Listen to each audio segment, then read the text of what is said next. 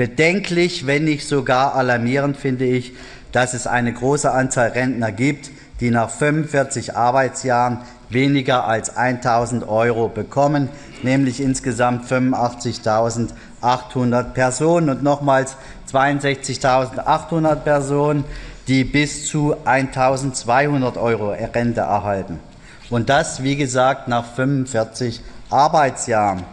Hey Leute, herzlich willkommen. Stellt euch vor, 45 Jahre hart gearbeitet und dann bleibt nur ein Leben an der Armutsgrenze. Genau das passiert gerade mit unseren Rentnern. Daniel Rausch von der AfD packt im Landtag Sachsen-Anhalt die nackten Zahlen auf den Tisch und die sind erschreckend. Altersarmut ist längst keine Ausnahme mehr, sondern die Regel. Warum das so ist und was die Politik falsch macht, das erfahrt ihr in diesem Video. Und wie immer, liken, abonnieren und eure Meinung in die Kommentare. Wie seht ihr das? Auf geht's!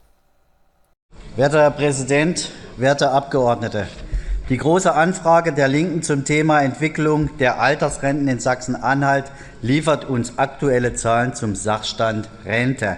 Es zeigt sich, dass das Rentenzugangsalter im Durchschnitt bei 64 Jahren liegt, Tendenz steigend, aber im Gegenzug die Beitragszeiten durchschnittlich sinken. Sie liegt nur noch bei 40,5 Jahren. Auch erfahren wir, dass der durchschnittliche Rentenzahlbetrag bei 1.287 € liegt. Bedenklich, wenn nicht sogar alarmierend finde ich, dass es eine große Anzahl Rentner gibt, die nach 45 Arbeitsjahren weniger als 1.000 € bekommen, nämlich insgesamt 85.800 Personen und nochmals 62.800 Personen, die bis zu 1.200 € Rente erhalten. Und das, wie gesagt, nach 45 Arbeitsjahren. Wer 2023 erstmalig in Rente gegangen ist, erhält eine durchschnittliche Rente von 1.186 €. Wie soll man davon leben? Die Wohnung, die Heizung, der Strom, die Versicherung, das Auto und natürlich noch die Lebensmittel. Und das sind wahrlich keine guten Aussichten für unsere Rentner. Hier zeigt sich, dass Altersarmut vorprogrammiert ist. Im Jahr 2023 zahlte der Staat insgesamt 112,4 Milliarden € an Steuermitteln in Form von Bundeszuschüssen und weiteren Bundesmitteln an die deutsche Rentenversicherung. Und warum ist das so? Im Rahmen der Wiedervereinigung Deutschlands wurden verschiedene versicherungsfremde Leistungen aus der Rentenkasse finanziert.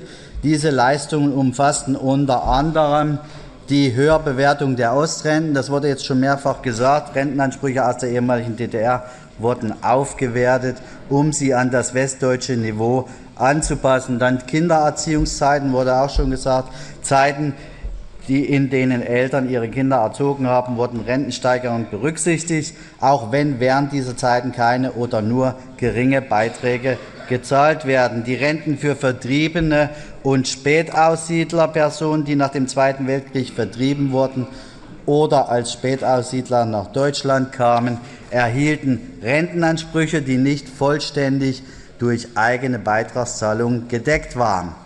Und dann noch die Renten für politisch verfolgte Menschen, die in der DDR politisch verfolgt wurden, erhielten ebenfalls Rentenansprüche, die nicht durch eigene Beiträge gedeckt waren.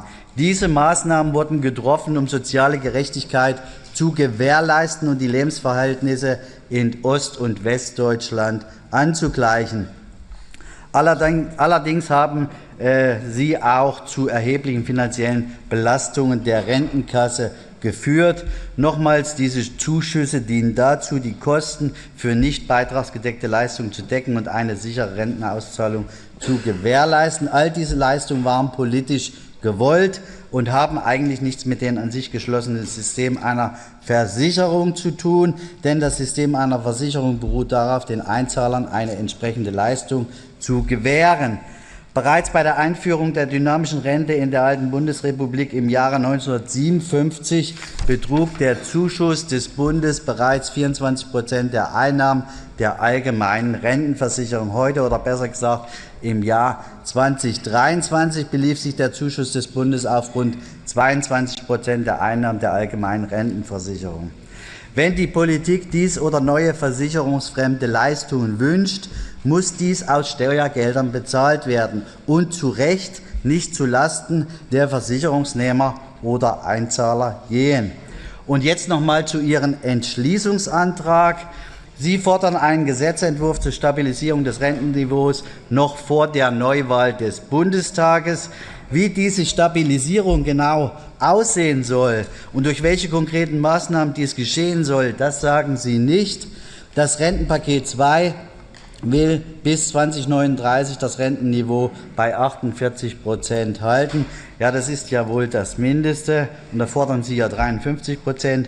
Von ursprünglich 67% sind wir heute bei 48% gelandet. Dank SPD und Grünen fehlen unseren Rentnern 19% des ursprünglichen Rentenniveaus.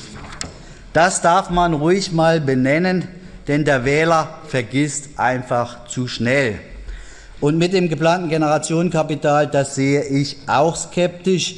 Hier soll durch eine unabhängig öffentlich-rechtliche Stiftung, nämlich des Kenfo, das Kapital verwaltet werden.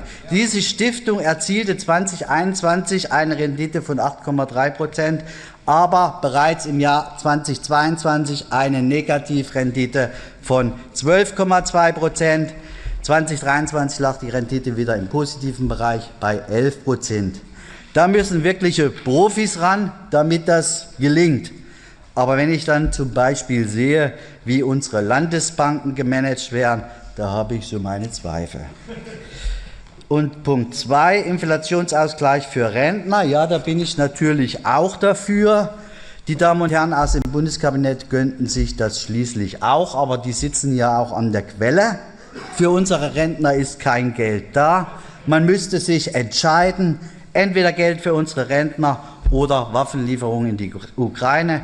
Entweder Geld für unsere Rentner oder Geld für illegale Migranten. Entweder Geld für unsere Rentner oder Geld fürs Klima. Und so könnte man immer weiter aufzählen. Aber Sie verstehen es nicht oder wollen es nicht verstehen.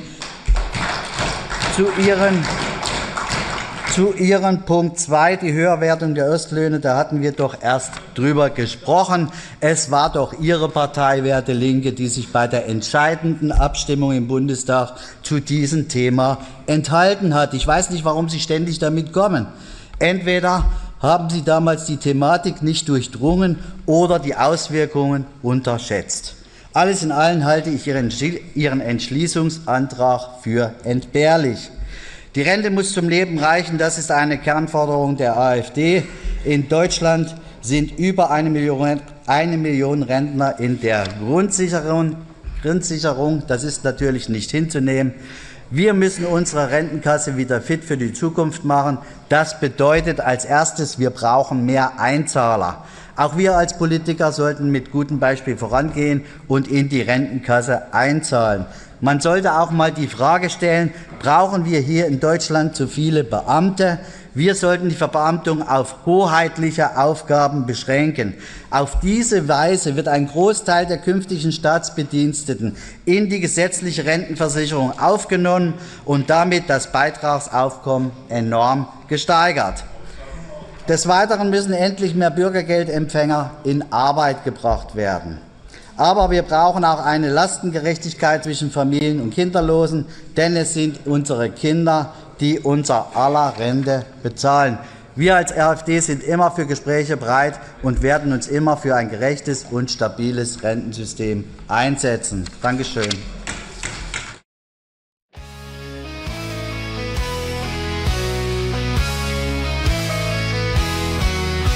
Geht raus, liebe Leute, es ist wieder so weit. Weht das Blau, das uns in die Freiheit geleitet. Demokratie und Grundwerte, das ist unser Plan. Mit der AfD kommt ein neuer Morgen an.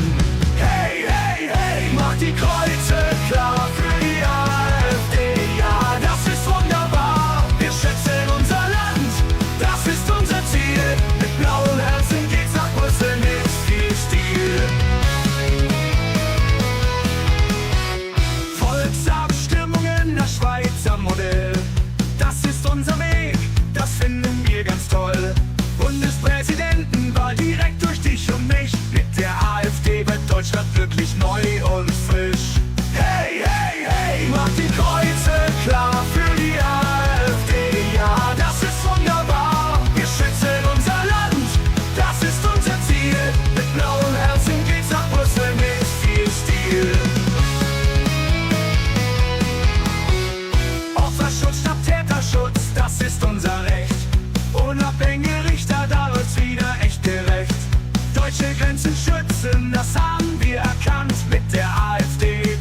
Deutschland in der Hand. Hey, hey, hey, macht die Kreuze klar für die AfD. Ja, das ist wunderbar. Wir schützen unser Land, das ist unser Ziel.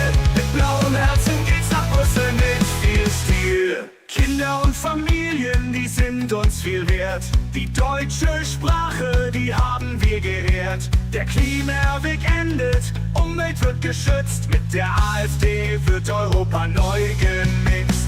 Hey, hey, hey, macht die Kreuze klar für die AfD. Ja, das ist wunderbar. Wir schützen unser Land, das ist unser Ziel. Mit blauen Herzen geht's nach Brüssel mit viel Stil.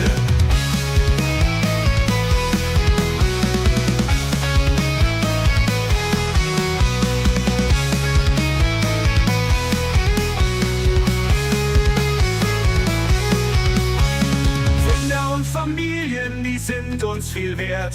Unabhängig, da läuft's wieder echt.